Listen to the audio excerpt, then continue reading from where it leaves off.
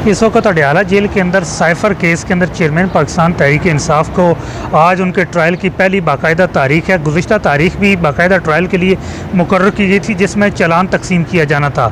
ज़ाब्ता फौजदारी के अंदर जब भी ट्रायल का बाकायदा आगाज़ किया जाता तो उसकी सबसे पहली जो रिक्वायरमेंट होती है वो चालान और रिकॉर्ड मुकदमा की मुलजमान को तकसीम होती है।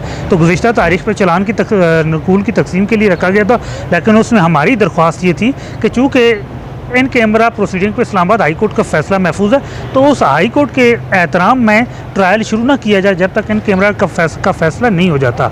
लेकिन उसमें जो जज साहब ने साइफर ट्रायल कोर्ट को उन्होंने फैसला दिया कि हम 9 तारीख तक इंतज़ार कर लेते हैं। अगर 9 तारीख तक कोई इस हवाले से स्टे वगैरह पेश ना किया गया तो हम एवरी प्राइस किसी भी कीमत पे ये ट्रायल शुरू कर देंगे। तो आज आप बेसिकली चालान की नकूल की तकसीम के लिए तारीख मुकर्रर और आज से साइफर केस के ट्रायल का बाकायदा आगाज़ किया जा रहा है। फौजदारी केस के अंदर अमूमी तौर पे मुलजमान को काफ़ी वक्त दिया जाता है कि वो अपने ट्रायल के लिए तैयारी करें। जिस वक्त वो जितना वक्त चाहते हैं तो उनको वक्त पूरा दिया जाता है। लेकिन जो साइफर केस के अंदर यहाँ इसको जेट इंजन लगाया गया। पहले जो चेयरमैन पाकिस्तान तहरीक इंसाफ थे वो अटक जेल के अंदर थे, तो उनको अटक से यहाँ लाया गया। चूँकि जो दूसरे शाह महमूद कुरैशी हैं वो यहाँ कैद हैं, तो उन दोनों को इकट्ठा करके ताकि एक ही तेज़ी से ट्रायल चलाया जा सके।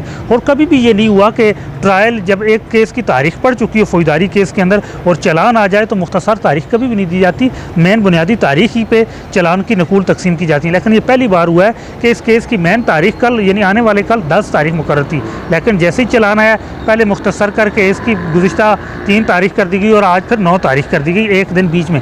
अब चला साइफर केस को इंतहाई तेज़ रफ्तारी से चलाया जा रहा है और इसीलिए चेयरमैन पाकिस्तान तहरीक इंसाफ को अटक से अडयाला शिफ्ट किया गया।